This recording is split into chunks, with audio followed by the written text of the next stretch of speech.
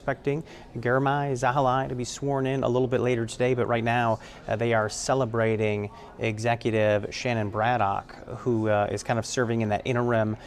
She and Dow Constantine both on hand for today's event. So we'll have more on that straight ahead. We're also going to be tracking the latest in what's going on when it comes to the Seattle Sounders. They just wrapped up this season.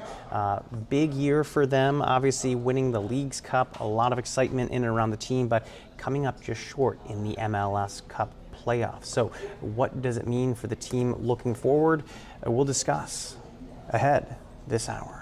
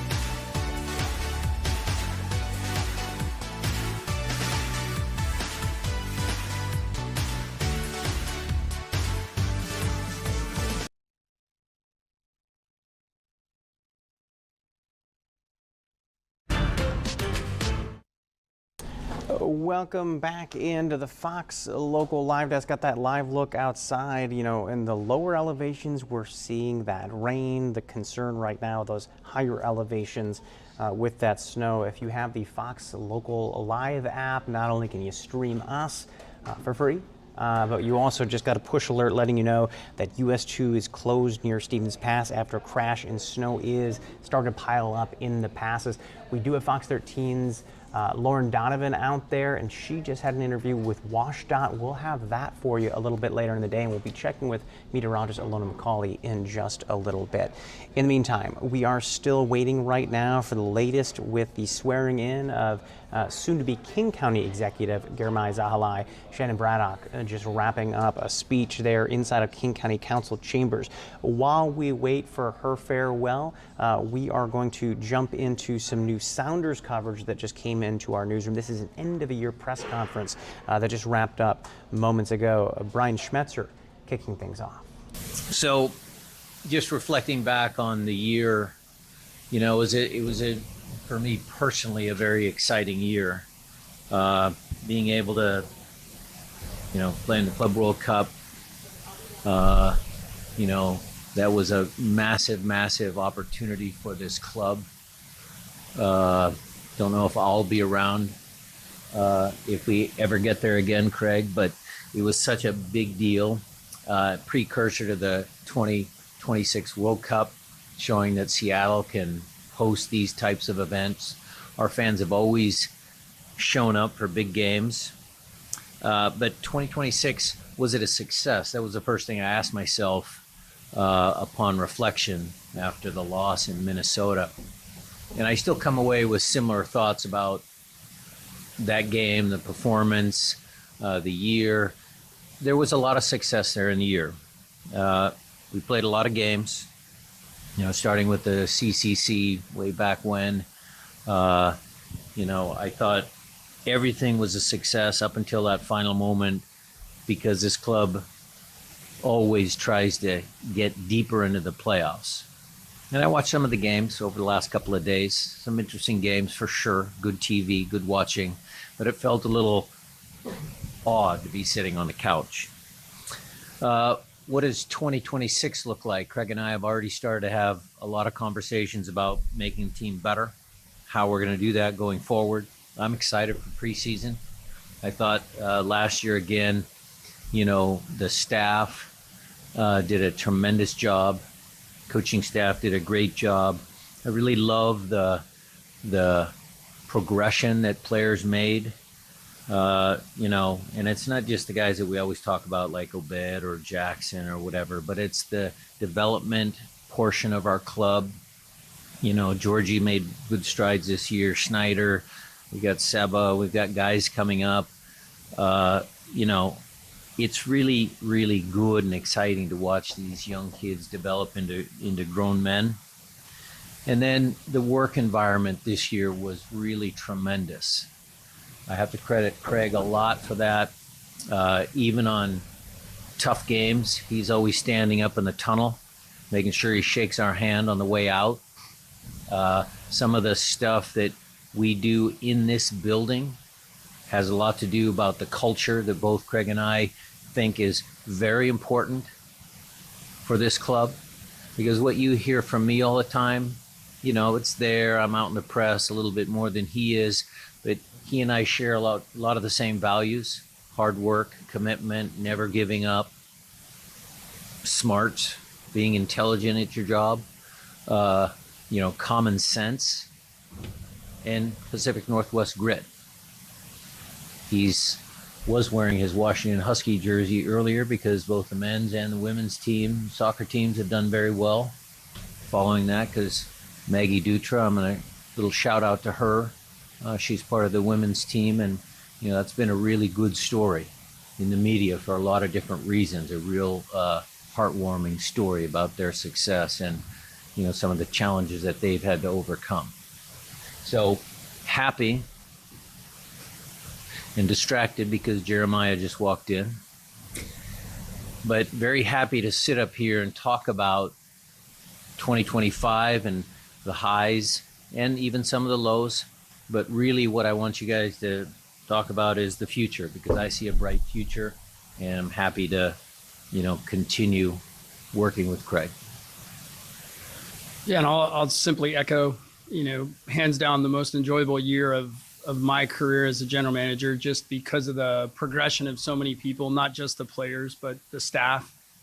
And, a lot of people positioned to find better opportunities, bigger opportunities elsewhere because of the things we were able to accomplish this year as a group.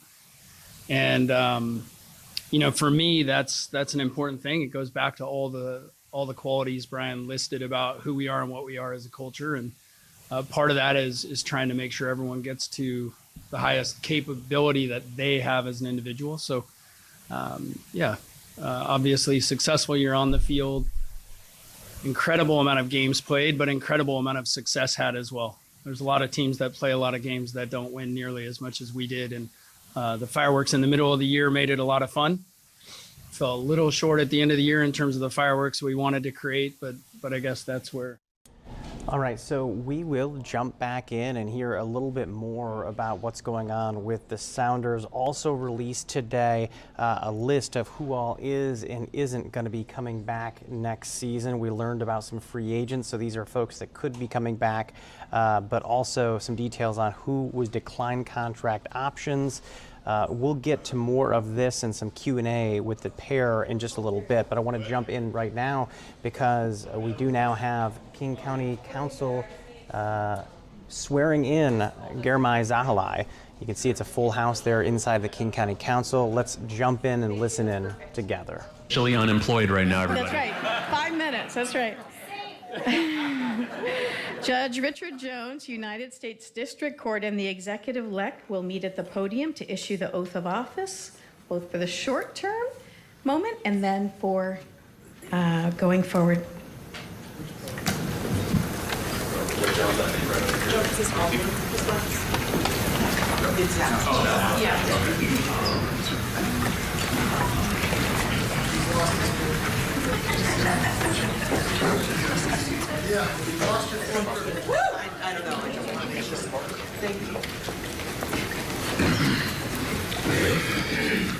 As indicated, I will be administering two separate oaths. Okay. The first is for the short term caused by the departure of the former King County executive, and then the one for the full term that you recently earned.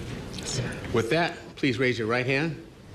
I, please state your full name, I, Germay Zahalai, do solemnly swear or affirm do solemnly swear or affirm that I will support the Constitution of the United States that I will support the Constitution of the United States and the laws of the state of Washington and Constitution of the state of Washington, and the laws of the state of Washington and the Constitution of the state of Washington, and that I will faithfully discharge the duties of the office and that I will faithfully discharge the duties of the office of King County Executive of King County Executive for the short term to which I was elected, for the short term to which I was elected to the best of my ability. to the best of my abilities. Keep your hand up. All right. I, please state your... Thank you so much.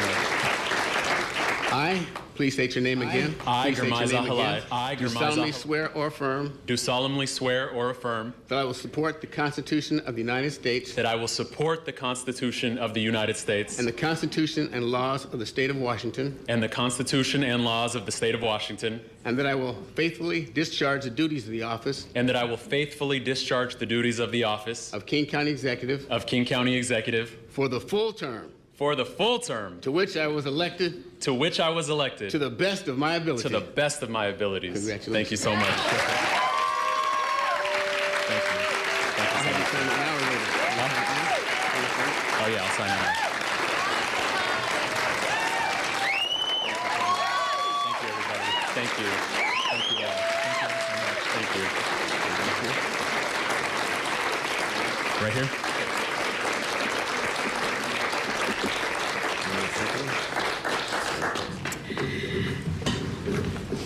We did it. Did it. Congratulations to Executive Zahalai. I'd like to now invite the executive back to the dais to give us some remarks.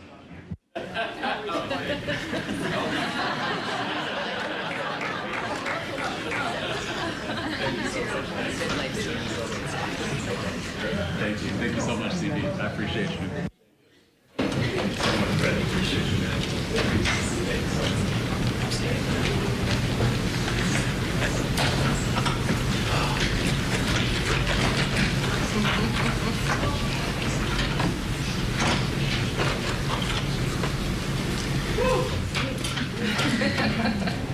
Oh my goodness. Council chair. Oh yeah. My first fail. It was Council chair, council colleagues, King County employees, Executive Braddock, friends, family, and the people across King County, thank you so much. It is the honor of my lifetime to stand before you today as the King County Executive. This is one of the greatest responsibilities that a person can be entrusted with, and I'm going to work every day to earn the trust of 2.3 million people across 39 cities and unincorporated areas that I now represent. I want to begin by expressing my deep, deep gratitude to Executive Braddock. Yes.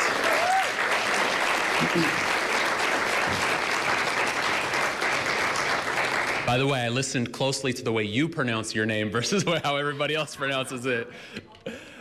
Shannon stepped into this role at one of the most difficult moments in recent memory, and she did it with steadiness, excellence, and strong commitment to public service. Her administration has partnered with mine over the last few weeks to ensure a smooth transition. I'm grateful for her leadership and grateful for her service to this region. One more time for Executive Braddock.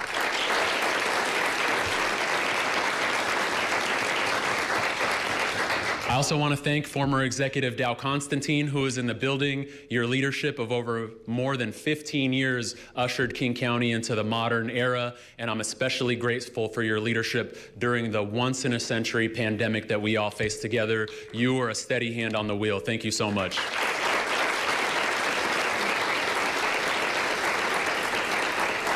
To any of the members of the outgoing executive branch as well, thank you so much. You kept this government running through unprecedented challenges, and King County is stronger because of you.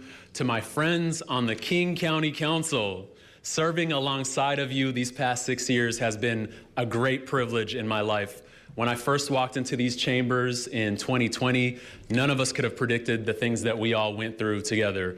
A once-in-a-generation global pandemic, racial justice uprisings, an economic crisis, record levels of gun violence, record levels of behavioral health emergencies. These were, again, once-in-a-century challenges, but we confronted them together. We helped stabilize this region together. We worked to keep people housed and fed. We passed emergency budget after emergency budget, protected public health, expanded crisis resources, and stayed responsive to communities during moments of so much fear and uncertainty. We did that together. If we could get through all of that, then I know we can design solutions and find stability in this new era of threats that we're going through. Whether it's the historic affordability crisis that so many people in our home are experiencing right now, whether it's the massive cuts coming from the federal government, I know we will face the next set of challenges the same way we faced the last set, side by side. Executive branch, working with the legislative, working with community, working with labor, working with business, nonprofits, and every level of government that's around us. Our fates depend on collective action, and I know that's exactly what we will do. Thank you. I also want to thank Councilmember Deshaun Quinn for his many, many years of service. Thank you, Deshaun.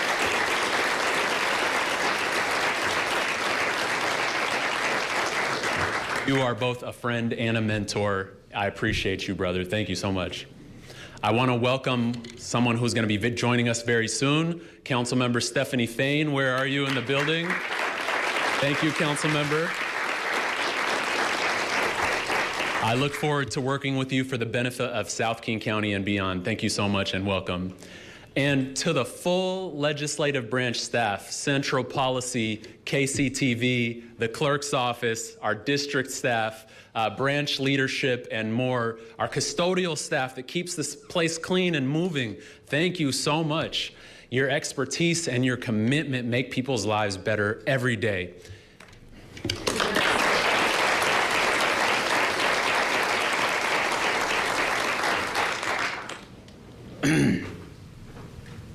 You made this a special place to work.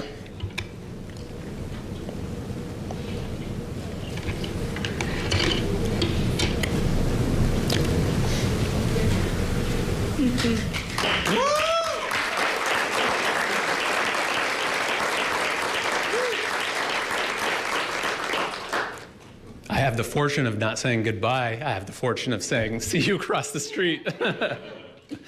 I want to take a moment to thank the staff of my District 2 office. Raise your hands.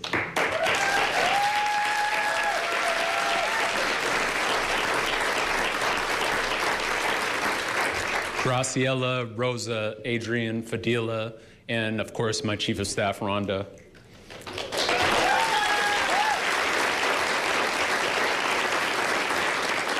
You all not only held down our office during an intense year, but also stepped up to support the broader operations of the legislative branch as we served as council chair. Thank you for your hard work, your loyalty, and your dedication to the residents of District 2. One more time, District 2.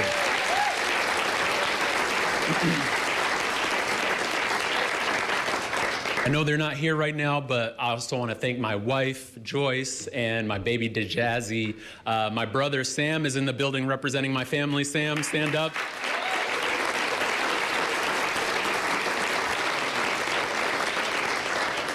If you all ever see a version of me that looks like they have hair and they're taller, I'm not wearing a toupee. That is just my brother, Sam.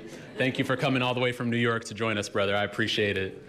I want to thank my whole family because we know that the demands on my time are going to be greater, the schedule will be unpredictable, and the responsibility will be enormous.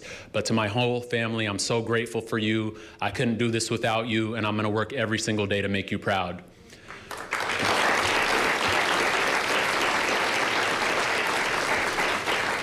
To all my constituents in District 2, as most of you know, District 2 is not just the district that I represent. This is the place that raised me. I went to elementary school, middle school, and high school in D2. I had my first job here. I sold Cutco knives, just so everybody knows. That was my first job. Door to door with a bag full of knives. And everybody asked me, you know, how did you get through a campaign knocking on doors? Well, when you have the experience of showing up to somebody's door with a knife, everything is downhill from there. So this is the place where I got engaged, had my first baby here. This has been and will continue to be my home. And every day on the council, I try to give back a fraction of what District 2 gave to me. Thank you, D2. This afternoon, after this swearing in has been completed, District 2 will be temporarily vacant of a council member, just as a heads up for everybody. Under the charter, it's going to be my responsibility to transmit 3 names to the council. I'll be putting forward individuals who can provide continuity and stability, people who agree not to run for the seat next year, but who will serve as caretakers for the people of District 2 during this transitional period. The council is scheduled to take action on those appointments very soon, right, Madam Chair? Yeah. So where do we go from here? Today marks the beginning of a new administration, but it is also the continuation of a transition that will extend over several months. In early January, I will transmit proposals to restructure the executive office so that our government can better reflect the priorities that I ran on and the priorities that voters of King County elected me to enact. I hope that the council will take up these proposals quickly so that we can finalize setting up the new administration to serve our shared constituents as effectively as possible. Yesterday, I was proud to announce the first members of my senior leadership team. Curran Gill will serve as my deputy executive. Curran is in the building. Stand up.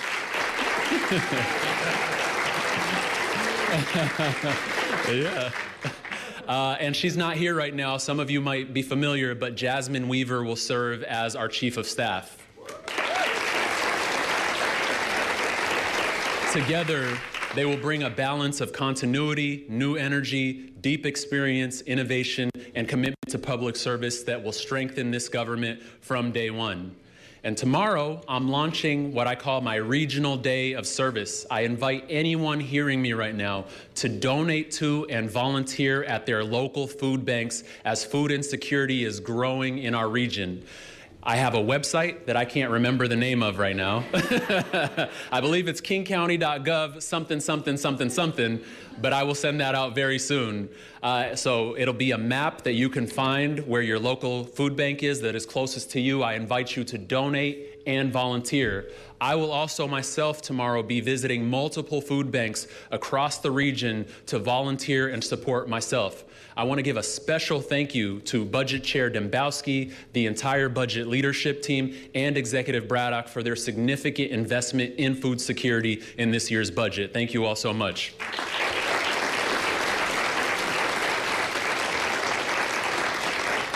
As I begin this new role, I want to speak directly to the people of King County about what you can expect from me as your executive.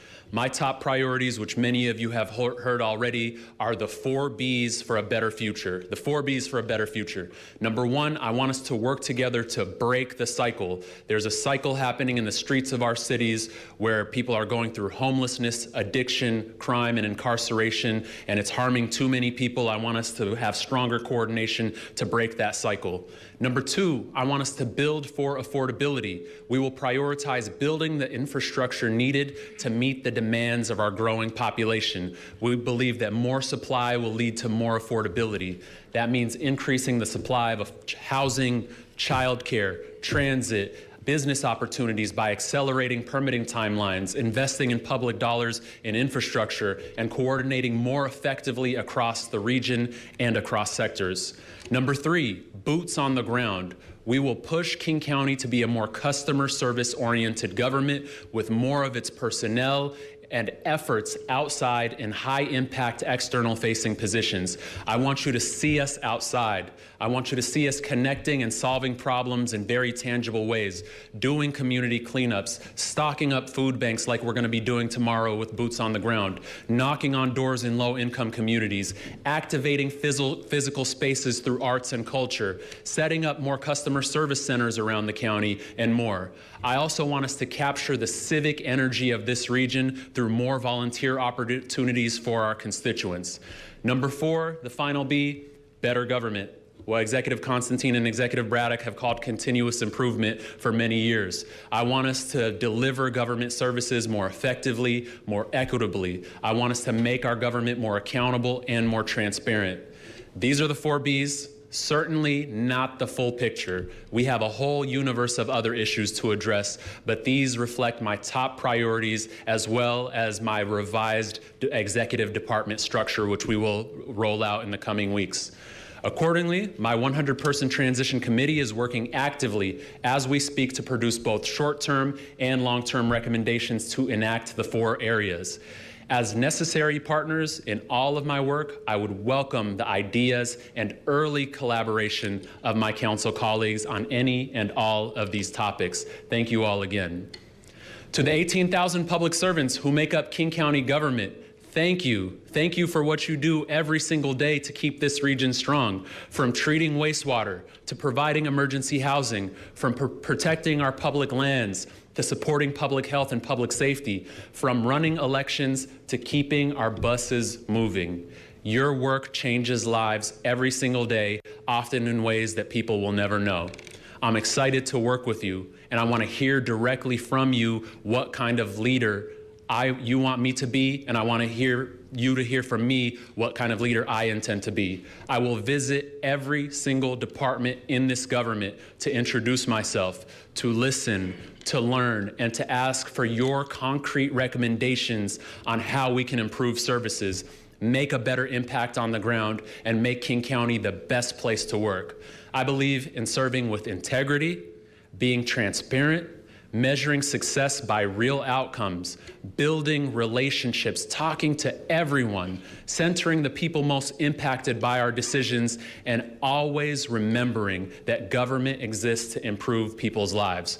We will communicate openly, we will approach changes thoughtfully, and we will make decisions with the singular goal of improving our ability to serve the residents of this region. As I step into this role, I want you to know how deeply I value King County's partnership with labor unions and how committed I am to strengthening that partnership. We can only deliver exceptional public service when we work as one team rooted in respect, safety, and fairness. And I know Councilmember Mosqueda wanted to applaud that, so please. All right, there you have it. King County Executive Girmay Zahalai with his first speech. Is King County Executive losing that elect title today a little early, as Shannon Braddock is now the outgoing executive. She was put into place after Dow Constantine left the office, so a kind of a rapid succession plan taking place. All right, more news still to come here on the Fox Local Live Desk. We had to jump out of our Sounders coverage as we had this live event happening inside the King County Chambers. So when we come back, we'll jump back in, hearing more from head coach Brian Schmetzer and also the Seattle Sounders GM.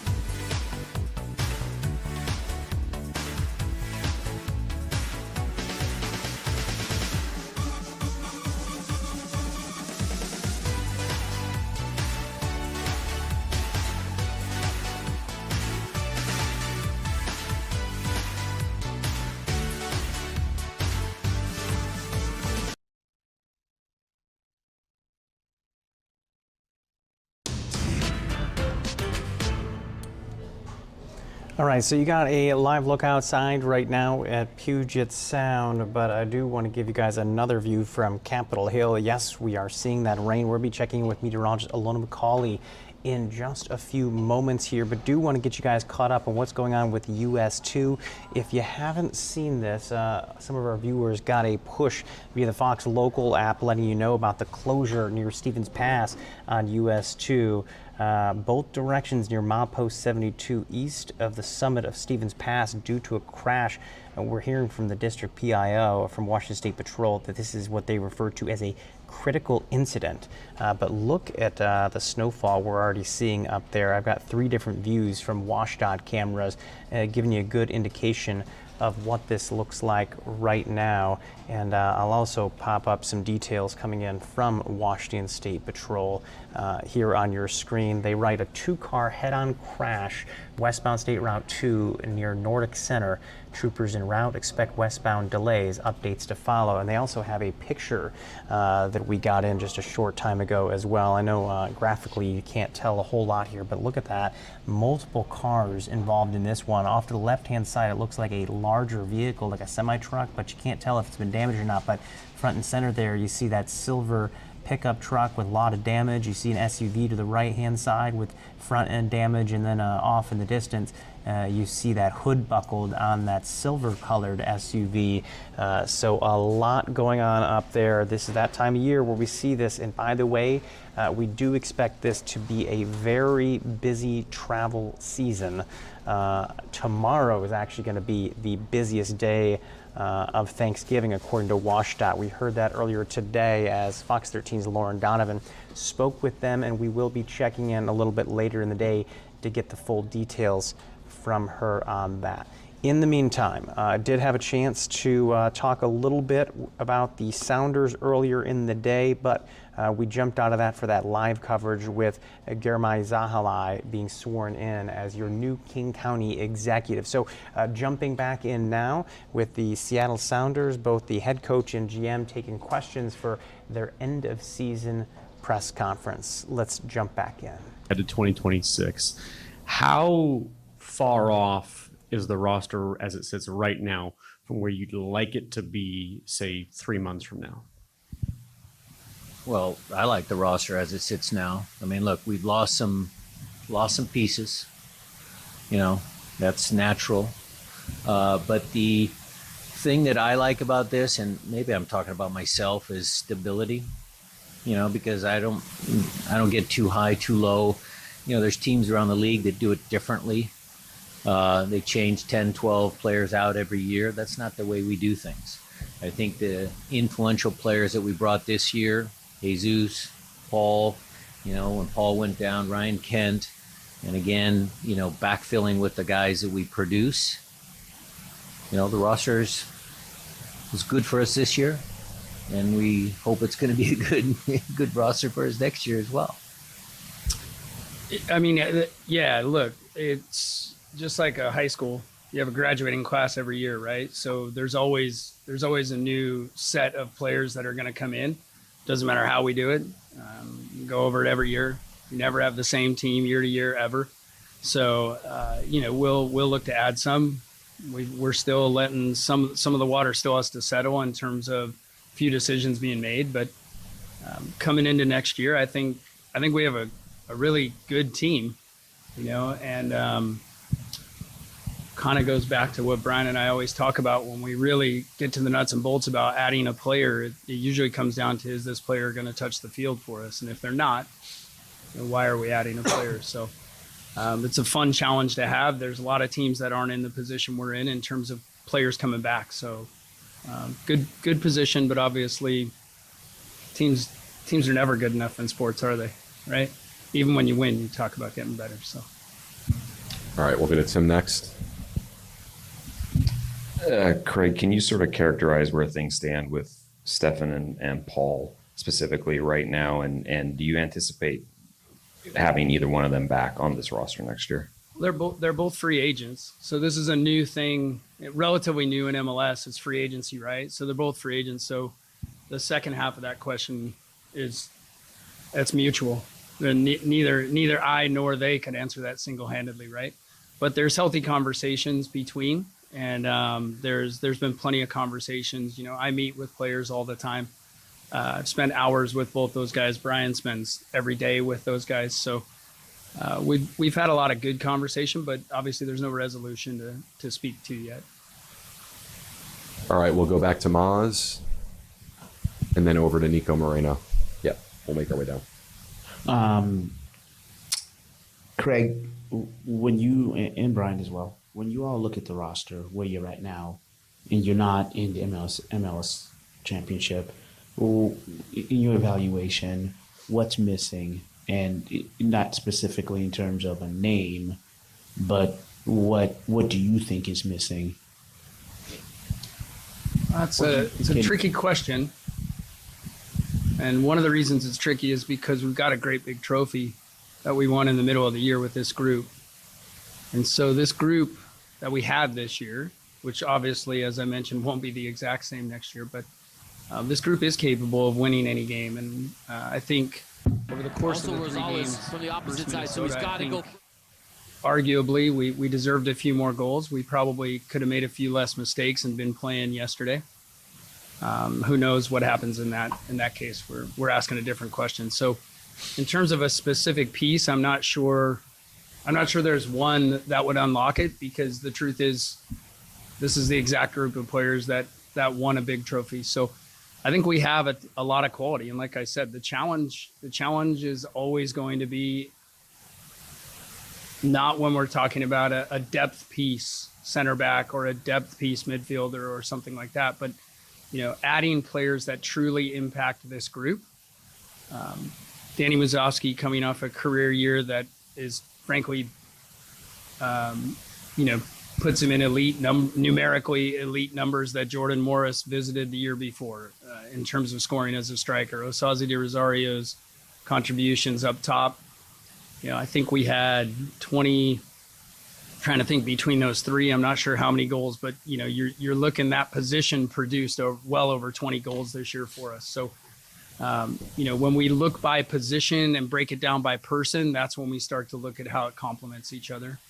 Brian's a coach. He'll tell you exactly what he needs if he wants to, but in terms of one player, one name, one position, I'm not sure that it's as easily identifiable in our group as it is in many others. And one of the reasons you're hearing those questions, you heard him talk a little bit about free agency. You've got 4 names there on your screen, players that are eligible for free agency this year. That includes, of course, some fan favorites, including Stefan Frei and Paul Rothrock. So some questions being asked today, and no particular answer, because as you heard Craig Weibel say, that's a two-way street now, and some changes in MLS makes all of this possible. All right, more news still to come here on the Fox Local Live Desk. Coming up, meteorologist Alona McCauley is going to be joining us, breaking down what we're seeing outside. We've been talking for a little bit about what's going on with US 2 and Stevens Pass. We'll get a better idea from her straight ahead on where that snow is falling and what we need to be looking out for.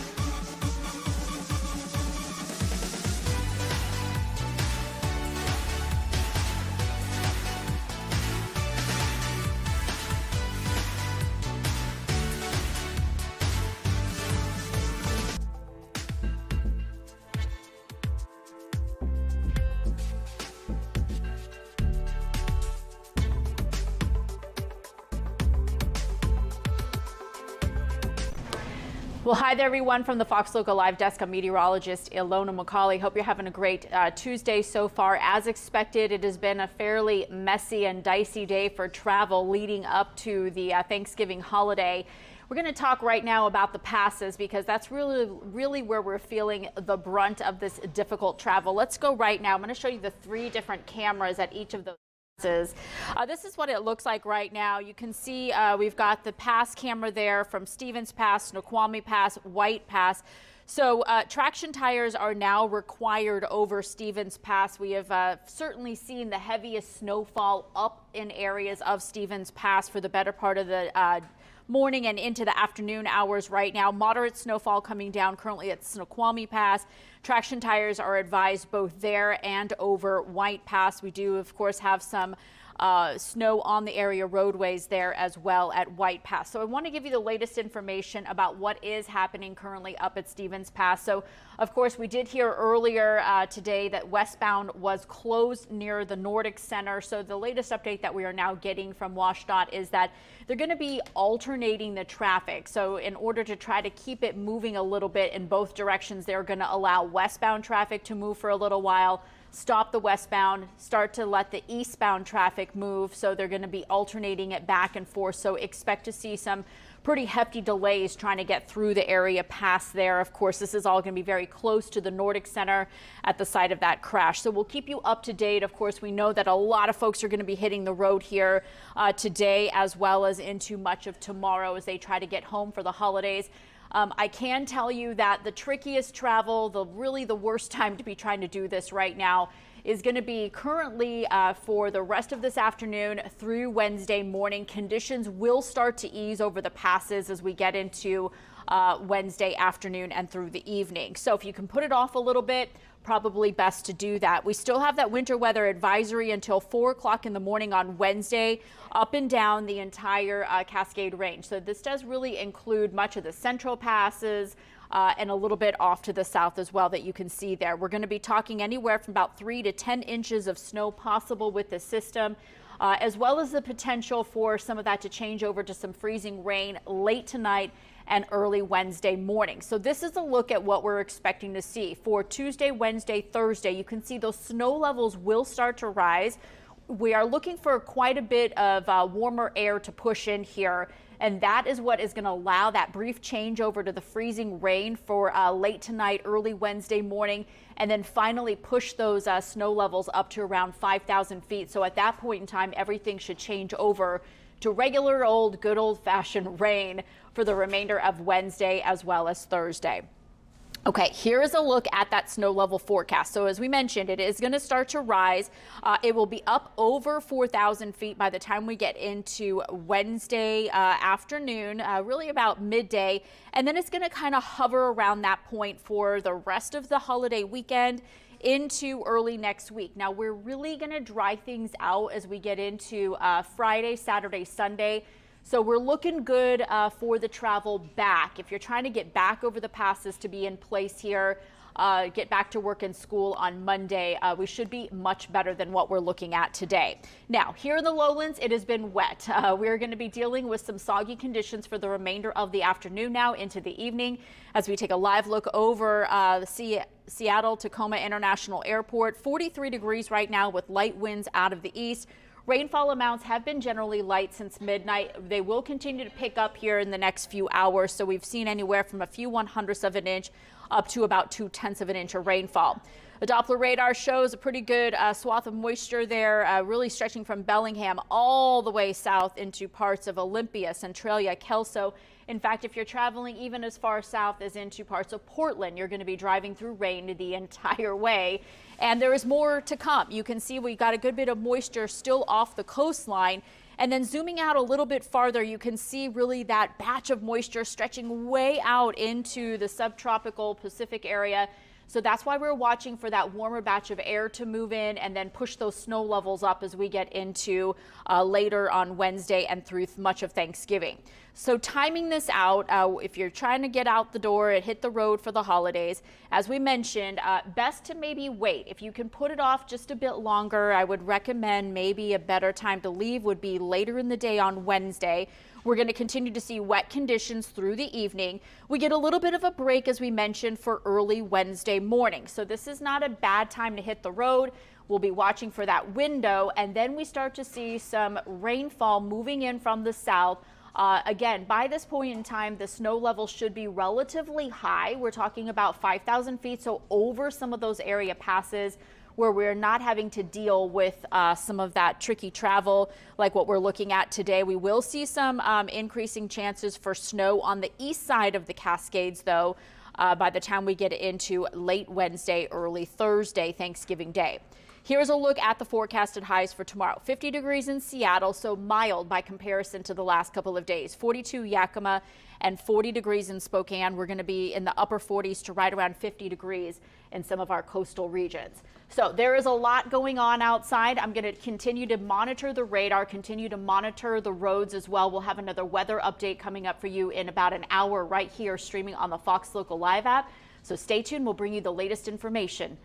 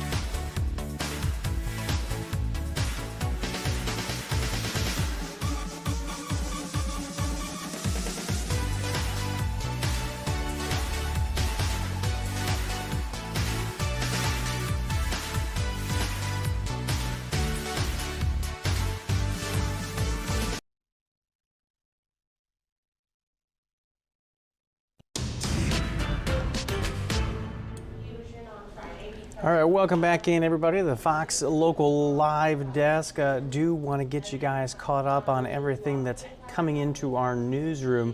One of those things is actually going to be the Fox 13 On the Sidelines podcast. Remember, you get this every single week. It's available on the Fox 13 YouTube page as well as our app and anywhere where you get your podcasts if you don't want to see the video version of that. Ethan McReynolds is always hosting it. Let's hand it off for the kickoff to today's episode. All right, welcome into another episode of the On the Sidelines podcast. I'm your host, Ethan McReynolds, here as always with my partner in crime, D-Jack Dante Jackson. Yes. Dante, it wasn't pretty this weekend, but the Seahawks got it done. They beat the Titans, maybe closer than a lot of us anticipated. But, we talked last week on the podcast. We wanted two things, a turnover-free game and for them to get the running game going. 5.7 yards per carry, turnover-free game from Sam Darnold. We don't need to talk about the punt return for a touchdown. The offense had nothing to do about that, Right. and neither did Sam Darnold. What do you think about the game against the I Titans? thought it was a workmanlike performance. They go over to Tennessee. Nashville, Nashville. And it was a 10 a.m. start, so it's kind of tough. They're road warriors. This team loves to play on the road, and I think they played as hard as they needed to. They got out to that lead and then held on at the end. Now, Tennessee was tough, and I came away impressed with Cam Ward. Yes. I think they found their quarterback of the future, but I think the Seahawks did what they had to do. Yeah, I completely agree. A turnover-free game from Cam Ward as well. He was just making things happen. I mean, what was it? 3 4th down conversions on their last drive to get it down to one possession. I mean, they just would not quit. I mean, that is a team. I was not expecting that. 1-9 through 10 games, worst point differential in the league. Their season is over. I mean, their owner is up there hoping that they lose for that number 1 overall pick. But this team was not playing like a team that had given up at all on their season. It was no give up in this team. And this is teaching tape. This is what you want if you're the Seahawks. You won the game, and you can still learn from it. If you're Mike McDonald, you love this because now you can say, hey, we didn't do this, and this well. We can get better. And I feel like the Seahawks still can improve. And they came out of the game fairly healthy. I think they lost like 3 players, Ty Okada being one of the most important. So I wanted them to get out with, a little bit more healthy, I guess you can say. But I'll take the win. A win is a win. Well, and, you mentioned the health. Gray Zabel returning to action. Oh, man. I was not expecting him, in the aftermath of that injury to be back just 1 week later. So that's a really good sign because I think this offensive line really needs him. And then, D-Jack, you were screaming about wanting more Ken Walker. Yes. It wasn't the 20 touches. I think he ended with 14, 11 carries, 3 catches. But he led the running back room in snap count, and playing 63% of the snaps, his highest snap count of the entire season. Mike McDonald said he's earned more snaps than they're giving him to him. Yes, and what gave me the most hope about Ken Walker III was the fact that they threw it to him out of the backfield. I like them introducing the passing game with Ken Walker because now if you're an opposing defense, now you have to look forward to that. I mean, Ken Walker in space, getting the swing pass out of the backfield. He ran the ball hard. It's one of the hardest I've seen him run in a game. He had a few big plays there. I like what I see. I want a few more touches. I want him to hit that 20 touch point. If he hits 20 touches, I think he gets the 100 yards rushing, the 30 yards receiving, and he needs to get in that end zone for sure. Yeah, 11 carries for 71 yards on the ground, 6.5 yards per carry, and he had 2 or 3 explosive runs. Yes. He was breaking loose against that Titans defense. So really good things to sort of build off of in that running game. And Charbonnet was effective in his 6 carries as well for 35 yards, just under 6 yards per carry there. And scalping the touchdown from Ken Walker for his fantasy owners. And that's the only thing. I want to see Ken Walker get in that end zone. You can tell how hard he's running. He wants to get in there too. And last week, you can feel the relief when he finally got in that end zone in the red zone. But I want to double back to Gray Zabel. Okay. I'm so happy we have him here on the Hawks. He's a throwback. He has that old school mentality. And some way, somehow, he was going to play in this game. And you know what? I didn't think he would miss this game. I thought the Seahawks might have held him out against his will. But if it was up to him, I knew he would play. He played well. Jeffrey Simmons is one of the best defensive tackles in the league. And I think he more than held his own. We have one in Gray Zabel. Yeah, he really showed his toughness throughout this entire week. And that's what Mike McDonald said he opened it when he was talking to me. He was like, "He is one tough cookie." Yes. I mean, and that is some high praise from as tough of a head coach as Mike McDonald. So really good to have Gray Zabel back, and they need him so bad. I do not want to know what this offensive line looks like without Gray Zabel in the lineup. That is for sure. We've gone too far into this episode without talking about one Seahawk in particular. Yes. I think you can guess. That is Jackson Smith in Jigba. And you know what? You stole the words right out of my mouth because I was going to say we've been talking Seahawks for 10 minutes and we haven't even mentioned JSN. What more can you say? You know, and I'll raise my hand. Hey, Ethan, when the DK move happened, I was one of those ones that said, hey, you do not get rid of your game breakers. And it wasn't an indictment on JSN. It was just, hey, he was one of the main playmakers, DK Metcalf was. And I didn't know if JSN had that in his game. He's shown everything this year. He can go deep. He can go short. He can route you up. He can bully you, and run after the catch. He has sure hands. He can block. This guy is all pro. He's all world. And right now, he's the best receiver in the game. All right, so that is just some of our preview for the On the Sidelines podcast.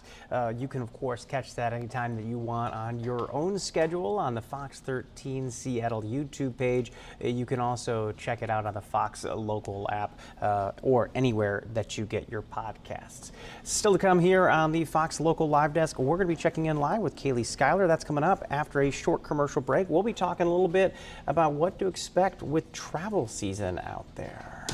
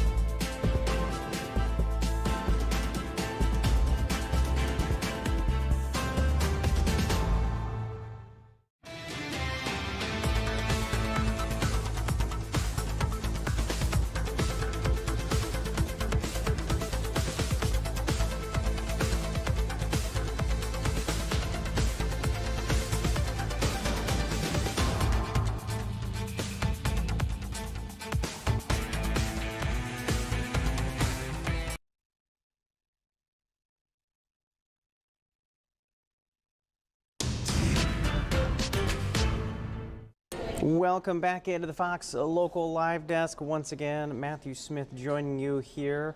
A lot of stuff going on these days, but one of the big things that we're going to be talking about is what you're looking at here. We got a live look at the Seattle-Tacoma International Airport. It is the busiest travel day before Thanksgiving. The FAA expecting thousands and thousands of flights to be taking off all across the country. And one of the many places where we are going to see plenty of traffic is going to be out in Boston. Want to check in with Kaylee Schuyler. She's joining us live from the airport there. Kaylee, what are airports expecting in the coming days? Hey, Matthew. So heading into the holidays, so before Thanksgiving Day, today is expected to be the most busy travel day with around 52,000 flights taking off nationwide, so a lot of flights. Now, if you're wanting to travel on Thanksgiving Day, usually things are a little bit quieter and a little bit cheaper, unless you book it super last minute. However, after the holiday, TSA is expecting Sunday to be one of the busiest travel days in history. So throughout this whole week, TSA is going to screen 18 million people starting today through next Tuesday, so things are going to be pretty busy. One thing that I think is on a lot of our minds, Kaylee, is just this government shutdown. It wasn't that long ago that we were hearing all about the delays and the concerns. We saw canceled flights both here where we are and where you are right now. Are we seeing any hangover or delays still? You know, so that's actually a question I asked travelers today when I was talking to them. Were you nervous to book a flight? Did you think about not doing it? Because I did a whole story last week about how some people were booking trains because they didn't want to fly after some of the mess with the government shutdown.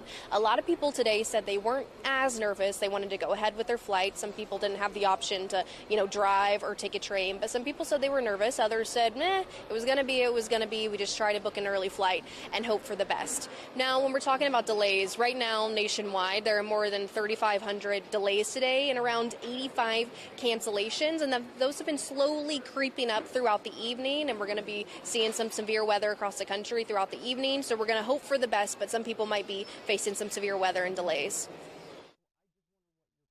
I do wonder what you're personally seeing, because so often we hear these big travel days, and then you get there and you wonder, okay, do I need to get there so early? Is it looking like it's hustling and bustling out where you are?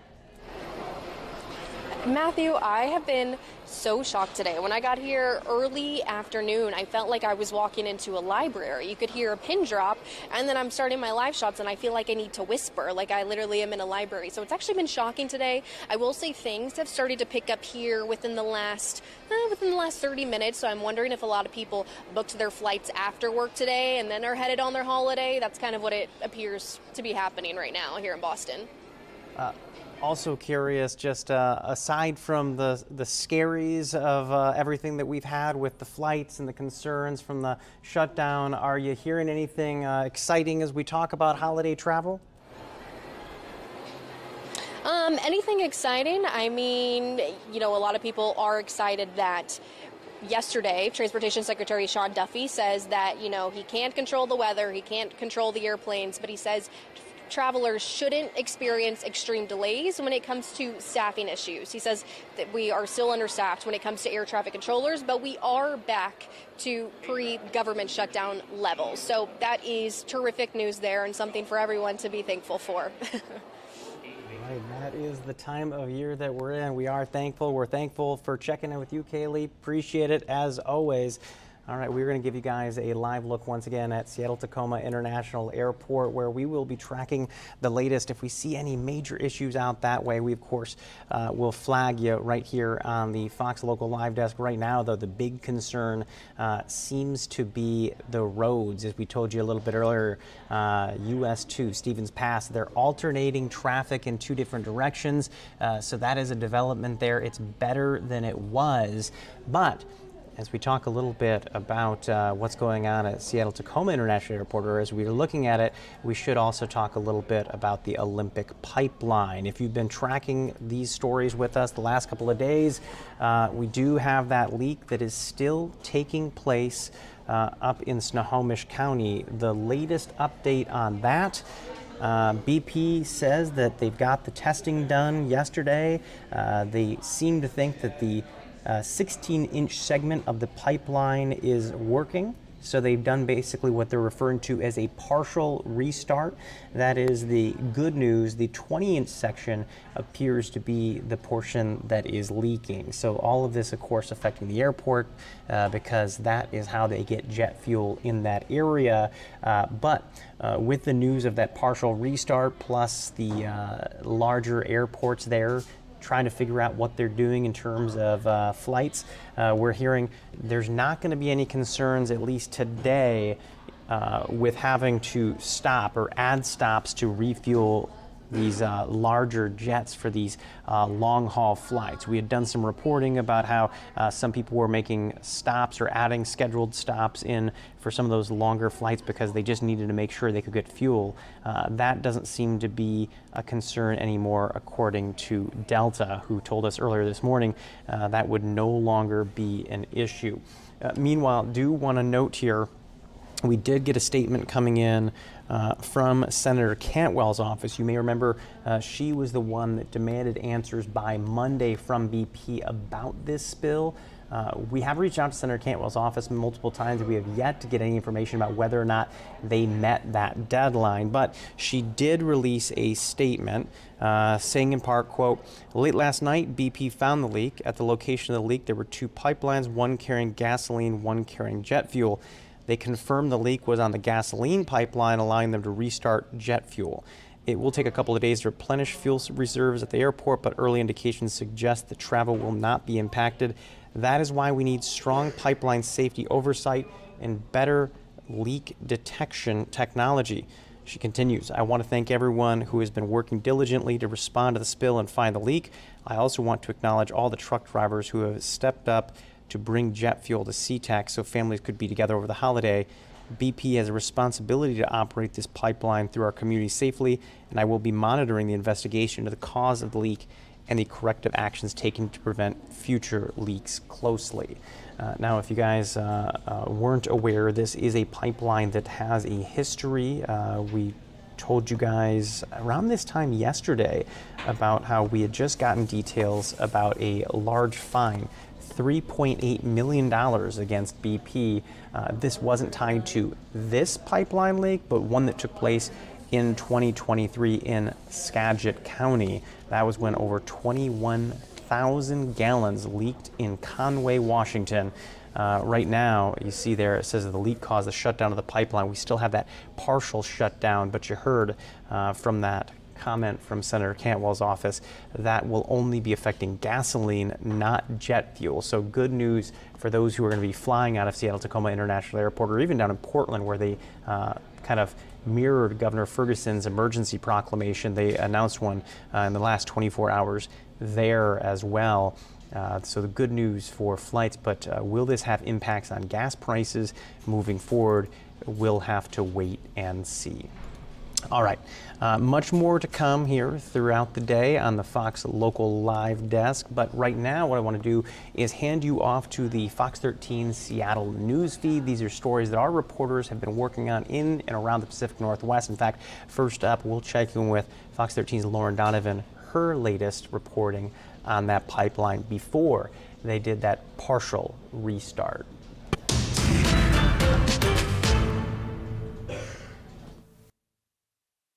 You know, at this point, I don't have a hard number for you guys as to how many people are impacted by these diversions, but I can tell you. I was talking to a guy today who was headed to D.C. on Alaska. He was diverted through Bozeman, and then standing right here at bag checkout for Alaska, I met a few more folks.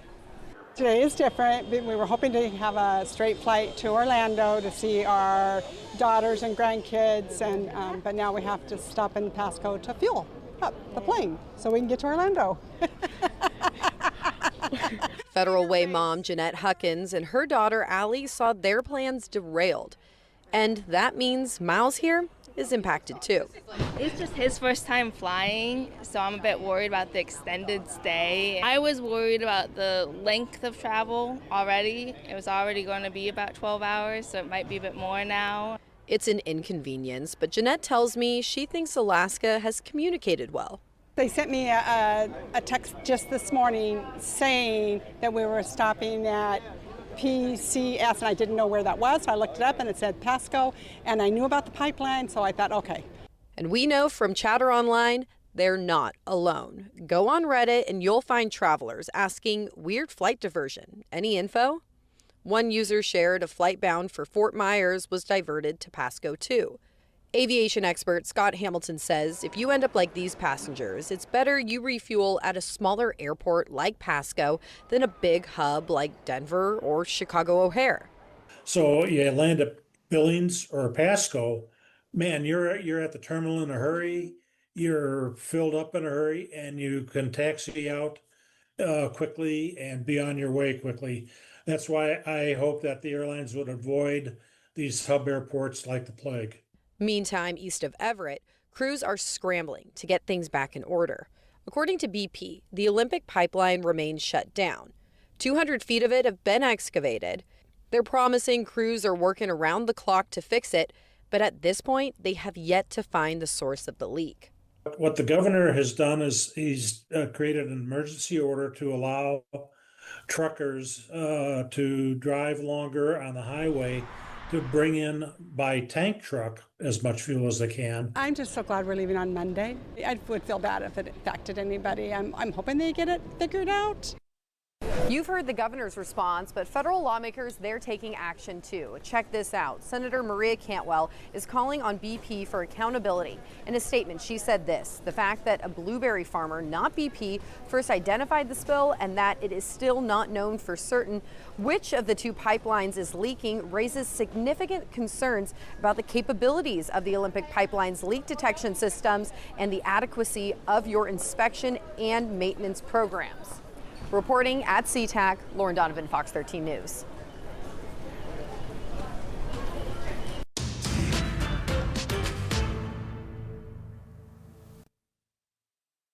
Your Honor, this is a matter of State of Washington versus Brian Mayer. Nearly 4 years after Austin Lemming disappeared in December of 2021, the man arrested in connection with his murder stood before a judge. Information charges you in count 1 with the crime of murder in the 2nd degree. Fox 13 only showing Mayers from the neck down in court after the judge ruled his identity in this case is potentially at issue, and filming his face could undermine the right to present his defense. These photos from the Department of Corrections were released prior to his court appearance. That appearance comes after the 46-year-old was arrested and charged earlier this month. Charging documents say investigators spoke with multiple witnesses who observed evidence consistent with the defendant's statements that after he killed the victim, he dismembered his body in order to get rid of him. Despite multiple searches, Austin's body has still not been found. I ask the court to waive further formal reading and ask the court to enter plea of not guilty as currently charged. Outside the courtroom, Austin's mom, Karen, addressed the 27 friends and family who came to the courthouse Monday. Thank you for supporting our family. I know this is hard on you too. She also asked them to keep Austin's son in their thoughts and prayers. Such a good kid, he never deserved any of this. Protect his heart. Right, protect his heart. They then wrapped their arms around him in a show of support. Give this family some peace and some healing. I sat down with Karen a few months ago as she fought for answers as to what happened to her son. You stay strong, you stay focused, you don't give up, and we'll get there. We'll find him. She reiterated that in a statement on Monday, saying, "We will never give up, and we will continue to have faith and hope that he will be found and that justice will be served." Shira Matsuzawa, Fox 13 News.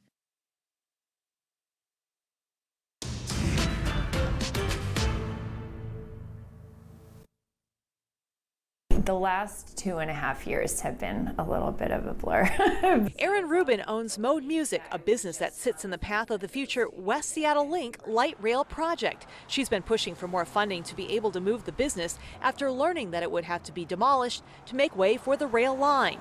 To her relief this spring, a law was passed at the state level that increased that funding for the reimbursement cap. We went down to Olympia and testified, and we were able to raise the statewide cap from $50,000 to $200,000, which is a big deal for us. She says there's still a long way to go, as it will likely cost more than that to move an entire business due to inflation and other increased costs. It didn't quite get us to where we need to be, but it got us closer. And businesses that need relocation aren't the only ones facing rising expenses. The West Seattle Link Extension project itself was initially forecast at $4.2 billion in the early finance plan. That has now jumped to more than $7 billion. We must reduce the cost and still make sure that we deliver. Executive Director Brad Owen, Capital Delivery, says rising construction costs, increases since COVID, and tariffs help to push costs higher.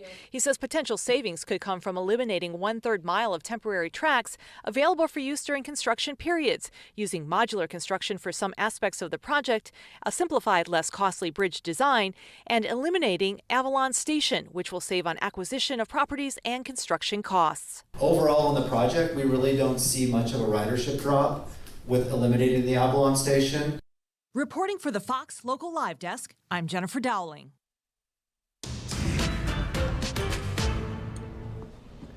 All right, that was Fox 13's Jennifer Dowling reporting with the latest on that. We still have much more to get to here on the Fox Local Live Desk today. That includes continuing to track the latest with your weather conditions outside. Alona McCauley will stop by in about 25 minutes. But while we wait, I also want to remind you, we are dealing with some snow in the highlands. Gives you a good idea of what they're dealing with when you compare it to the rain that's kind of accumulating on our Capitol Hill camera. When we come back, we'll dig into what we're seeing with US2 and also hear from Fox 13's Lauren Donovan as she talks with WashDOT.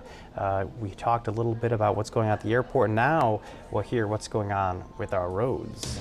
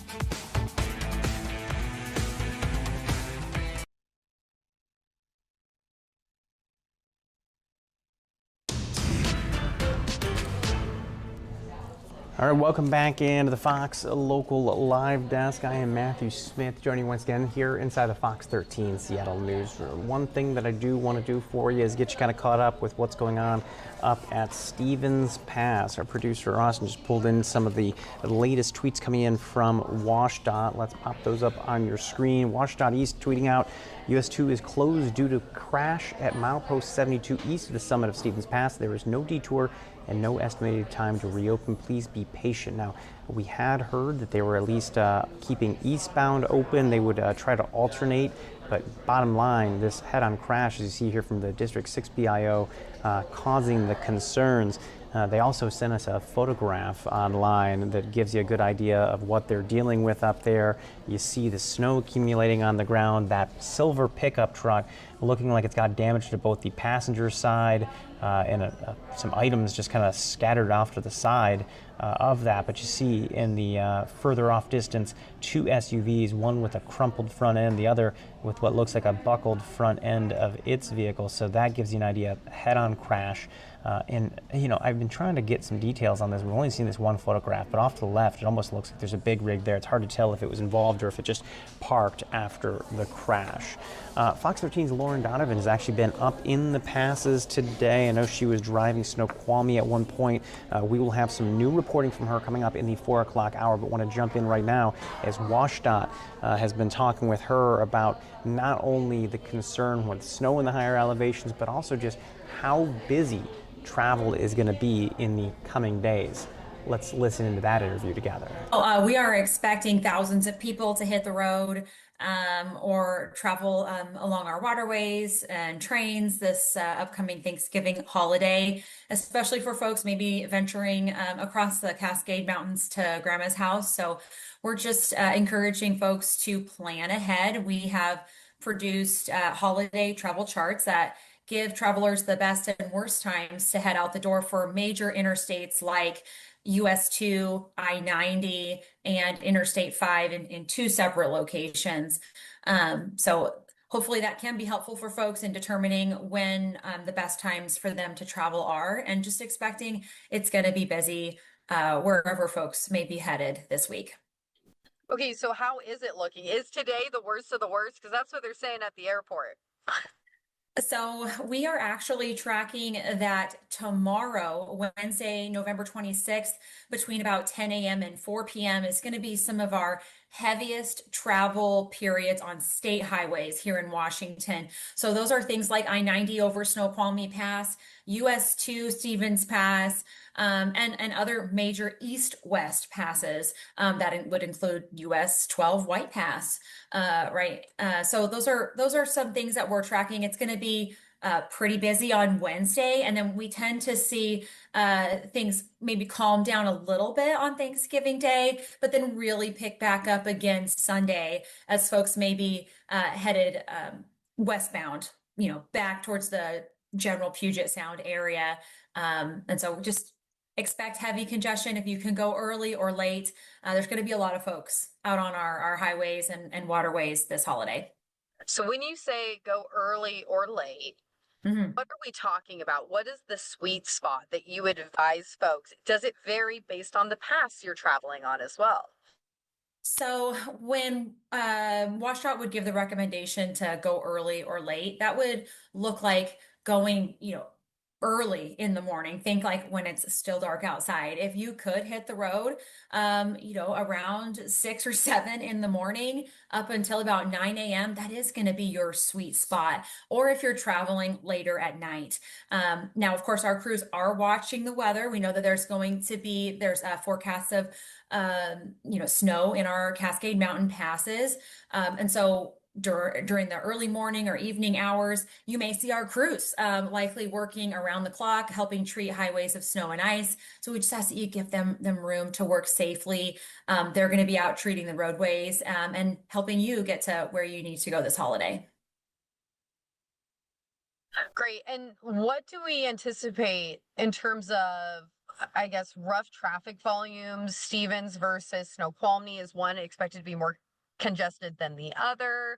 I mean, my mind initially goes to Snoqualmie, but hey, isn't there anything bucking the trend? So you're spot on, Lauren. Snoqualmie Pass is one of our most heavily traveled state routes, specifically east-west routes here in Washington state. But generally, all of our state routes, including state routes through mountain passes, are just going to be busy. We do see that maybe if there is a crash on one, folks may try to divert and go to another. And so that can, produce more congestion on other routes. And so we'll be monitoring that. We do shift our crews and resources to where the greatest need is, whether that's responding to crashes or addressing winter weather. We'll be doing what we call hot seating the snowplow, meaning we have a crew that's out treating highways of snow and ice throughout the day. And then they hand over the keys and the night shift comes in. So they're going to be constantly running our equipment and running snow plows throughout the weekend where it's appropriate, where it's needed to help keep those highways at bare and wet conditions. What highways already have snow plows on them right now? Is it like White? Is it Blewett? Is it Stevens where I'm headed? So we do have all of our mountain pass crews that are ready for the winter, which includes treating highways of snow and ice. Our mechanics have been in the shop and they are working really hard to make sure all of our equipment is ready to go 24/7. So where there is snow projected in the passes for areas like US 2, I-90 and White Pass, for example, they will be out. So if you don't see them, just know that our crews are out there. They may be ahead of you or behind you or treating on another route, but we do have crews that are out plowing the highway and doing everything that they can to help treat the roadway so you can get to where you need to go this holiday. I know you all have really been pushing for education on chains specifically, and I think that this is of paramount importance in my experience, not just on Stevens. I think people know a little bit more. Stevens can be tricky, but Snoqualmie, I think they undermine it,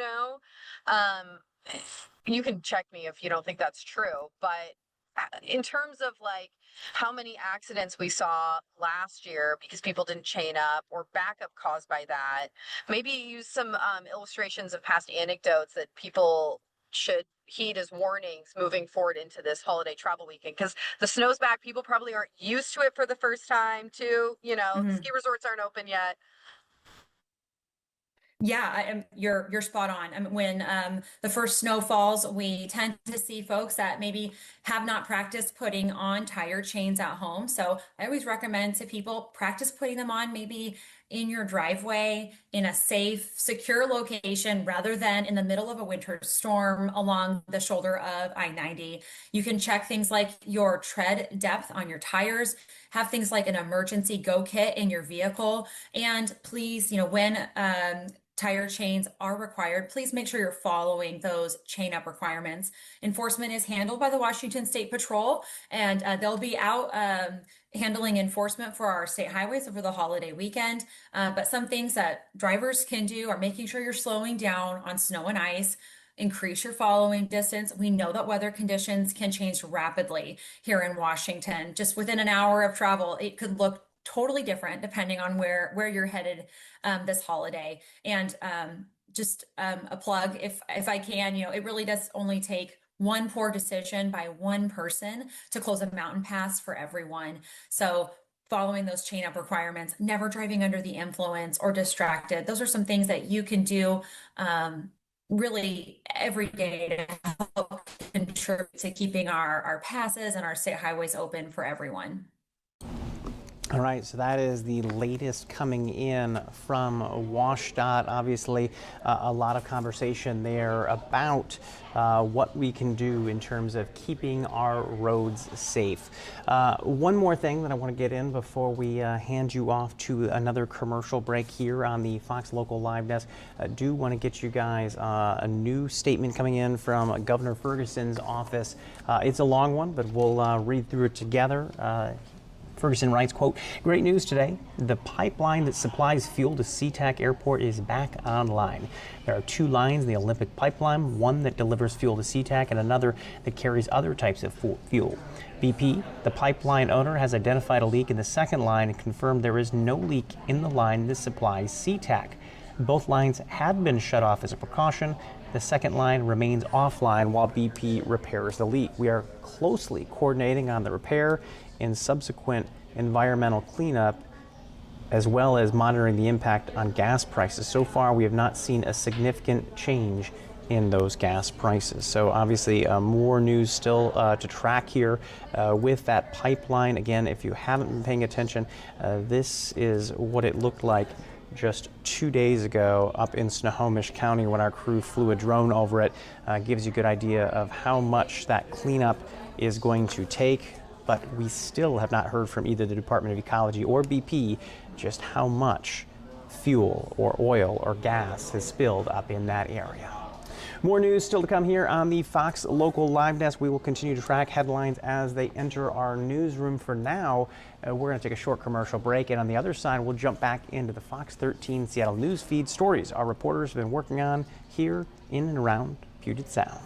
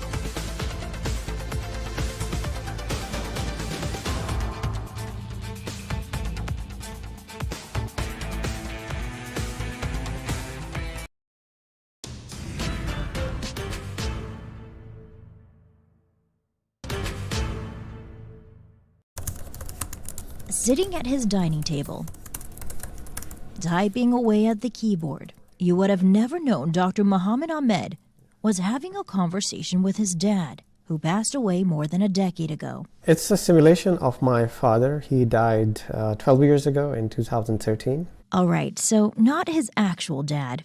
Muhammad calls it the Grandpa Bot. He created it so his children could interact with their grandpa who died before they were born. I realized that I did have a lot of sound recordings of my father. Using audio recordings, videos, and letters from his dad, Muhammad transcribed it all and built a machine learning model. What we call a conversational agent. Imitates the way that he talked, the kind of humor that he had. For example, it relates many of the stories that he would relate. So it's copying his style. Right now, it's a mostly text-based system. Muhammad says he's tried to add his dad's voice over the years, but one of the challenges he's faced is that English was not his dad's first language. I love you, Abu Jami. Today, Muhammad's children are able to form their own memories of their grandpa through Grandpa Bot. I wanted them to have some sort of relationship with their grandfather beyond me just telling them stories. They interact with Grandpa Bot and then it leads to questions. He equates it to a modern-day photo album. In my mind, this is just a continuation of how we remember our loved ones. The model is not a living, breathing person, but given the limitations of technology, maybe it can be the next best thing. And it keeps his dad's memory alive. Projects like these, so they do answer some of the questions, but they are not a replacement for the person who is not here. Shira Matsuzawa, Fox 13 News. I'm joined by Cliff Steinhauer with the National Cybersecurity Alliance. So, Cliff, thanks for speaking with us. Absolutely. Happy to be here. Well, scammers have been targeting holiday shoppers for many years. Now AI is making the problem worse. We all shop online. I do it all the time. Literally, it feels like almost every day. So what are the top ways that scammers are using AI to try to trick me? Yeah, so they're using AI in lots of different ways. So they prey upon our sense of urgency, getting us to act quickly, using known products and brands, and using the social proof of influencers or celebrities promoting products. That's nothing new. What's new is the way that AI is playing into all of that. They're able to do it better, faster, cheaper, and with a lot less technical know-how. So as you know, generative AI, you can just talk to it with plain language. You don't have to know how to write programming. You don't have to know how to write code. And so the bad guys are now able to do things that they weren't able to do before because maybe they didn't have that kind of technical expertise. In addition to that, AI can help them know how to psychologically influence people. So they can become expert marketers basically overnight just by asking AI, hey, how can I scam this person? Or how can I write some kind of script or some kind of story to help make it more believable? So another way that AI is being used is to create deep fakes. It's also being used to create fake profile images of people or celebrities, and then also to just straight up duplicate and make fake versions of legitimate websites. That's really easy to do with AI. So take a known brand, take a known website or merchant, and then feed it into an AI system to make a duplicate where all the money goes to the scammer instead. And you basically got a recipe for deception. Wow. So what are the red flags that shoppers should watch out for? Some of the red flags are going to be probably things we've heard before. So deals that are too good to be true, super limited time offers. And then the other one is just sources of information. So if you're thinking about clicking on a link in a social media site or a sponsored search result, that's where you need to be careful because scammers can actually buy ads too and send us to scammy websites where they're going to steal our money. So if it has a too good to be true type of deal, if it's the first result that's sponsored, or if you're just scrolling through social media and you see an ad that's like, wow, this is like the perfect thing for exactly what I was thinking, it's because they're targeting you directly because of your preferences and interests. And then they usually have that super good offer and a very limited time deal for you to take advantage of that offer. Should legitimate companies be doing more to distinguish themselves from these scammers? It's hard. Legitimate companies are also trying to get us to make purchases as well, which is what they should be doing. They want to make money and they want to give us a good product. It's really hard, but they should be looking for duplicates of their websites and taking them down, reporting things like duplicate website names that are maybe misspelled or really close to the spelling of their actual company name. I know one tactic some people use is they will actually purchase domain names that are misspelled versions of their own company name and then redirect it to the proper place. So that's one example, but there's a lot of other things to do that are on a little more technical side, but that you would do to try to make sure that people aren't trying to spoof your brand. Yeah. Well, buyer beware. Just be really careful when you're buying something online. Cliff, thanks so much for speaking with us, and have a happy holiday. You too. Thanks so much. Sunday night, it was smooth sailing at the airport for many passengers as TSA lines seem to be moving along at a good clip. And we talked to passengers who say they were excited to spend the holidays with their families. It's not soft and fluffy and furry, but it truly works for her. The Thompsons are roaring into the holiday season at SEA Airport with little Rhea and her traveling T-Rex. This is Renzi. Renzi is an important part of our family. Cuddliest T-Rex you'll ever meet. Renzi's helping the family take the bite out of Thanksgiving travel. This is her comfort animal. Yeah. She sleeps with Renzi. She travels with Renzi. And this isn't Renzi's first rodeo. Renzi has been to the Eiffel Tower. Renzi has been to the Kew Royal Botanical Gardens. The T-Rex is always ready to hand out toothy kisses when traveling gets tough. Renzi's the gal. She's a female T-Rex. She only eats meat, and she loves traveling with Rhea. And who couldn't use support while clawing through the busy travel season? SEA expects more than 900,000 passengers through December 1st, and AAA is projecting nearly 82 million Americans will travel domestically for Thanksgiving. The holiday travel forecast is monster-sized, with an additional 1.6 million traveling compared to last year. Washington State Ferries is also adding extra sailings for an estimated 300,000 riders. WashDOT's also putting out graphics alerting travelers to peak travel times on the road. State officials urge travelers to plan ahead, arrive early, and expect heavy traffic on I-90 and at border crossings throughout the holiday weekend. Everyone has their own method of coping. Normally, I just buy the ticket like a day ahead, and then I just go. Yeah, I never plan ahead. Yeah. Fly by the seat of your pants. Yeah. Lower your expectations, I guess. She Take said it slow. They say to get here 2 hours early. We left 2 hours before that. We had to stop because we forgot a water bottle. We had to stop because we needed to get gas. Take it slow. Take it at a toddler pace. Rhea says Renzi's going to love Thanksgiving dinner. She's really me. Even I got a prehistoric smooch. Thank you. Thank you so much. Before the family headed out, advising that the holidays can be dynamite no matter how busy they get. You have to seize the moment. You can't just sit at home wishing you would have lived your life. You have to come out and live it. We only have so much time on this earth to spend with the people that we love, so it's worth it, truly. Due to recent flight cancellations across the country, AAA reports that more travelers might opt to hit the road this year instead. Reporting from SEA Airport, Jennifer Dowling, Fox 13 News.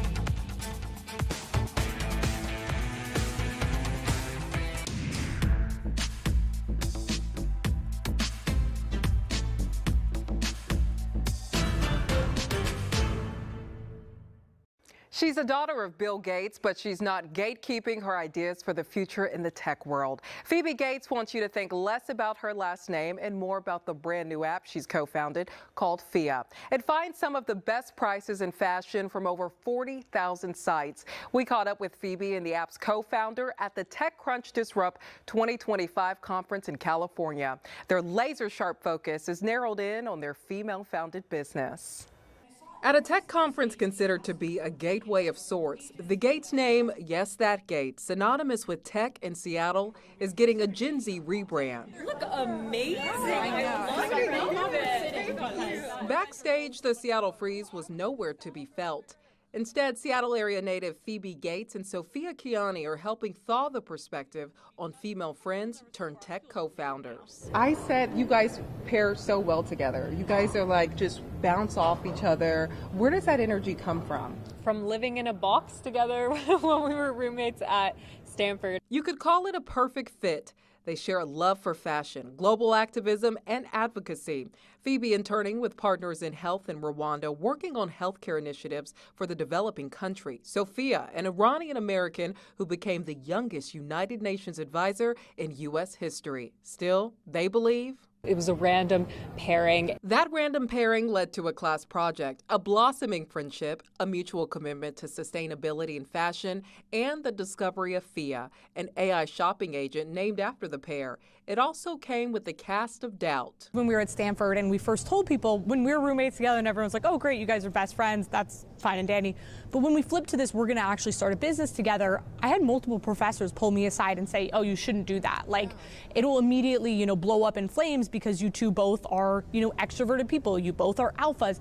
And I think it's kind of funny because the reality is, we haven't seen, we have seen so few women IPO a company. Less than 2% of VC funding goes to, two female founders or a solo female founded business. That to me is absolutely criminal. Let's take a closer look at those numbers. According to a 2025 report by Founders Forum Group, out of the $289 billion of venture capital invested globally in 2024, female-only founded teams received $6.7 billion. So, female-founded companies received 2.3% of capital, even though they represented 6.4% of the market. And the size of the deals paled in comparison to their male counterparts. The average deal size for female-only founded companies was $5.2 million, while male-only founded companies on average receive more than double the funding at $11.7 million. It's really important to realize it's very hard to be something that you cannot see. We see those people, whether that's, Instagram being created, TikTok, those people are actually creating new world visions. So if only 2% of that is going towards female founders, then we're not seeing all these incredible world visions that women have coming to life. The flip side of thinking about that is an incredible market opportunity.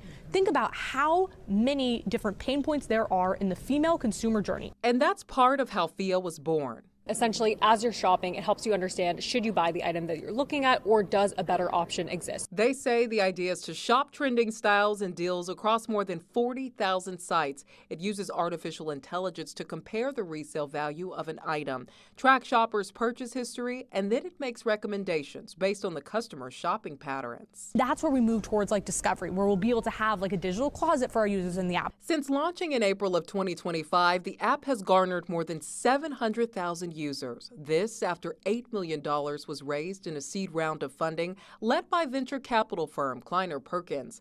The fashion app also got investments from notable names like Kris Jenner, Hailey Bieber, and Spanx founder Sarah Blakely. Obviously, your last name carries a lot of weight. What's it been like trying to mend and mold your own path? I think honestly, having my last name is a huge privilege. I mean, my college was absolutely paid for it. That was something I never had to consider. I knew my parents would support me no matter what I did. And so I think it's really important to say yeah, carving my own path is important, but it comes with so much privilege for me to have that last name, right? And people are willing to, take conversations with me where if I didn't have that last name, they probably wouldn't, let's be honest. But after graduating from Stanford in 3 years with a degree in human biology and a minor in African studies while launching Fia, Phoebe says her work ethic and dedication to making the company a success speaks for itself. The reality is our metrics and our numbers of retention of once you are using our product for 2 months, do you still use Fia every single time you go shopping? that can't be melded by having a last name or having a parents with a legacy. Building a real product that's actually sticky, I mean, the numbers do not lie. And so for me, it's really about focusing on that. That's really core. They both say it's also important to have the right people by your side. I think I got really lucky, right? I grew up in Seattle where this is going. So I had some great friends from there who have always stuck with me. And the reality is, keep the people that you're close with, you trust them. From friends to founders, like their sense of fashion, Phoebe and Sophia's business relationship is proving to be more classic than fad. Two women working to open the floodgates to help women in tech rise to the top. More women need to have audacity and to feel like they are actually able to contribute and to go after these things that, like Phoebe was alluding to, have quite frankly really been dominated by men. And the fact that such few women are going out to try and raise venture funding, to try and build these companies, it really means we need to start with the basics of education and also having more women feel like they can be supported and that they have other women that they can rely on who can help propel them forward. In April, Sophia and Phoebe joined Alex Cooper's Unwell Network, launching a podcast called The Burnouts. The duo describes it as a career survival guide, speaking to entrepreneurs, celebrities, and other notable guests about their biggest lessons learned in life and business.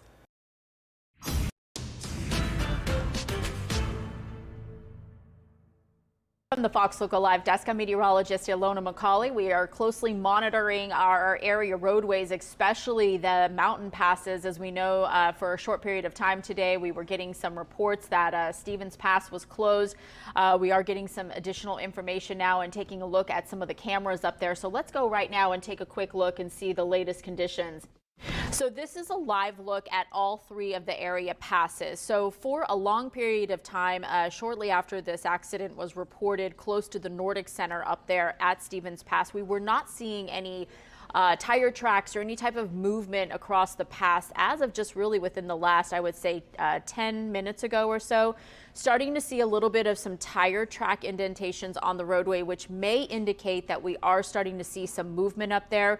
However, we are getting reports on from some of the troopers that were on scene with that accident there that they're going to be alternating traffic. So any way you look at it, huge delays on both sides, eastbound and westbound, as they are going to be letting some traffic go from one direction and then, of course, shutting it down and then allowing the traffic from the opposite way to go. So please be patient. It continues to snow up there. Traction tires are now required as of last check. As we look at Snoqualmie Pass, a bit easier through the passes there. Moderate snowfall coming down. Traction tires are advised both through Snoqualmie as well as in White Pass. So you can see temperatures in all three locations are below freezing. This is a look right now at the latest Doppler radar in that location. So you are seeing clearly snow as you get up into the highest elevations of those passes. And even a little bit before that, of course, as you're ramping up and slowly climbing to that higher elevation. So this is going to be what we watch now for the remainder of the night. It is going to continue to be very difficult to get over the area passes for the remainder of the night and into early tomorrow morning, because then what we expect to see is a changeover to possibility for some freezing rain after midnight tonight and early Wednesday morning. So really the messaging I have for you is that if you can put off your travel plans until perhaps later in the morning on Wednesday, that would likely be the best window of opportunity to make that happen, because after that we will be wrapping up the snow. Those snow levels will start to increase and it's going to change over to just regular rainfall. So that is going to be perhaps an easier time to maneuver the area passes and get to where you need to go. So that winter weather advisory with us until 4 o'clock in the morning. As we check out the past travel forecast, so for today through Thursday, you can see that the snow levels right now anywhere from about 2,000 to 3,000 feet. We are forecasting anywhere from 3 to 10 inches of snow. Of course, the higher totals are going to be in some of those higher pass locations that we're talking about. And then you can see by Wednesday and Thursday, those pass levels, the snow levels come up to about 5,000 feet. We'll see that short change over to some freezing rainfall in the morning and then back over to just regular old rainfall by the time we get into late morning. And then that will continue into Thanksgiving Day, Thursday. Here is a live look right now at Seattle-Tacoma International Airport. Gray skies, rain is coming down, 44 degrees right now. Winds have been generally light out of the southeast at around 8 miles an hour. It is still continued to be cool outside, so temperatures, even compared to yesterday, are running a good 3 to 5 degrees cooler, 15 degrees cooler right now as you get over toward Wenatchee. Temperatures right now in Moses Lake, 35 degrees, 32 currently in Wenatchee, so we will start to see some of that change over to snow there as well. And temperatures have been hovering in the low 40s right along parts of the I-5 corridor. Here's a look at the Doppler radar.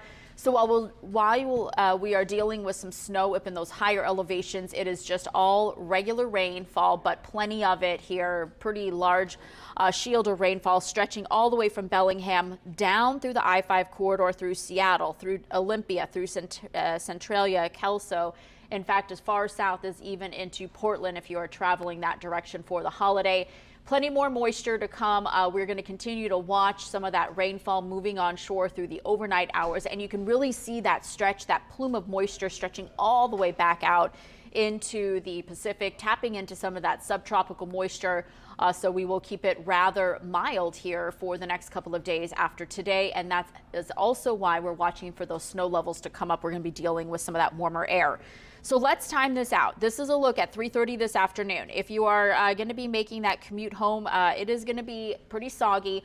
Take it slow, drive for the conditions. We're going to be at this point in time watching for several hours of rainfall. There'll be some ponding on the area roadways, still dealing with that higher elevation snow as well as into the central part of the state.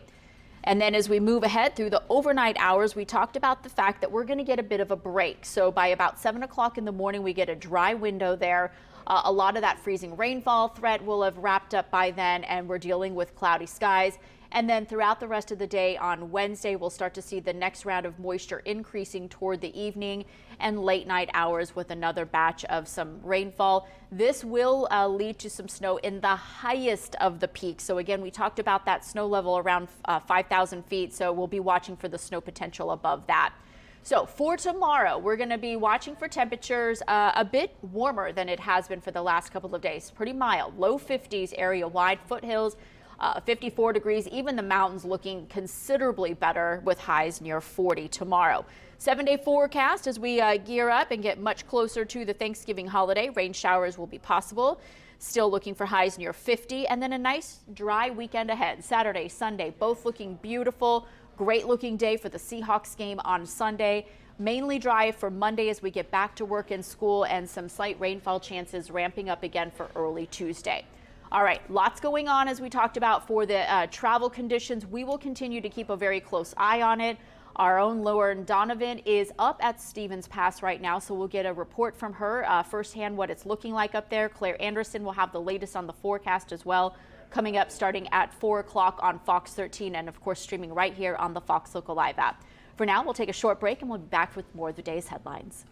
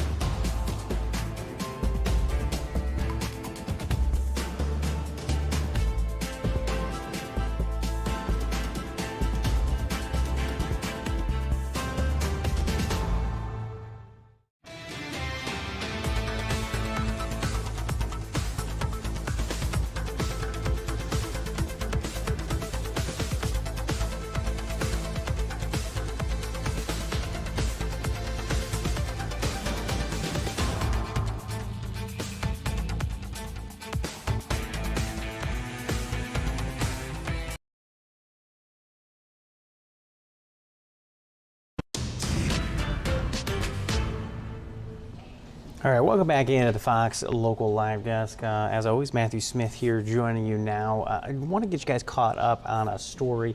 Earlier in the day, we had pushed out some details about a deadly train incident. One killed, one rescued in a train versus car crash in Steilacoom. This happened on Monday around 11:18 at night. We heard that Steilacoom Public Safety dispatched the area of 56 Union Avenue in Steilacoom for reports of a crash between a freight train and a passenger car. Both vehicle occupants were reported missing from the city of University Place about 28 minutes prior to the crash. We got an update in the past 30 minutes that this has been confirmed to be an elderly couple, a female driver, age 90, and a male passenger, age 92. Both had dementia and were driving around.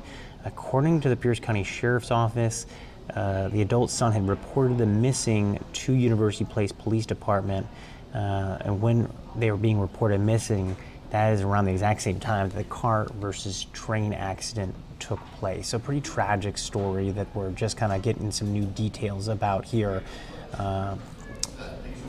They also add that bystanders pulled the male passenger from the vehicle, but it was too late for the woman driver to be rescued. The man was taken to the hospital for evaluation, confused and disoriented. Obviously much more to get out of this one. We don't know the full details of what all took place, but we will try to get you more details as they become available. All right, that is just one of the stories that we're tracking here on the Fox Local Live Desk. Meanwhile, I want to get you guys caught up on a Lacey case that we first told you about when we were coming on air. Kind of got lost in the mix of all of our live events and different things that were taking place.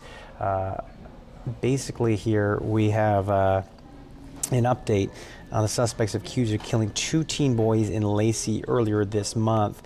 The victims, just 16 and 17, they were killed in a drive-by shooting back on November 14th. Now, both suspects were expected in court earlier today. Instead, only one actually went before the judge.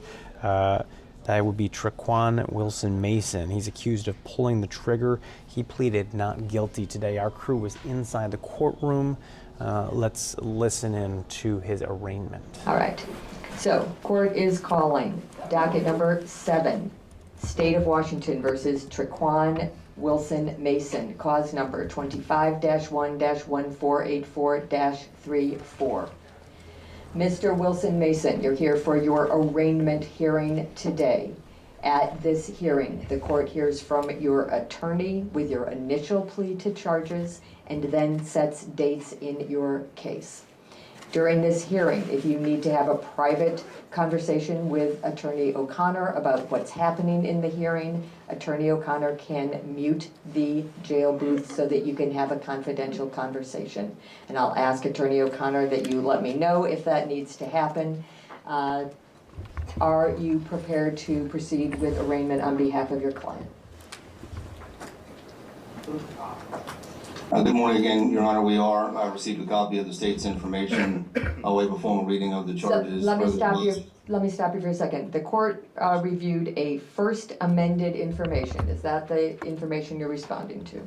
That's the information I'm responding to, Your Honor, the first amended information. Thank you. Go ahead. Waive a formal reading of the first amended information. Further advisement of Mr. Wilson Mason's rights. Will exercise those rights this morning, plead not guilty, and demand a jury trial. Mr. Wilson Mason, on your behalf, at your attorney's request, the court is entering not guilty pleas to the 7 counts on the first amended information filed by the state on November 24th, 2025. Next, the court is going to set dates in this case.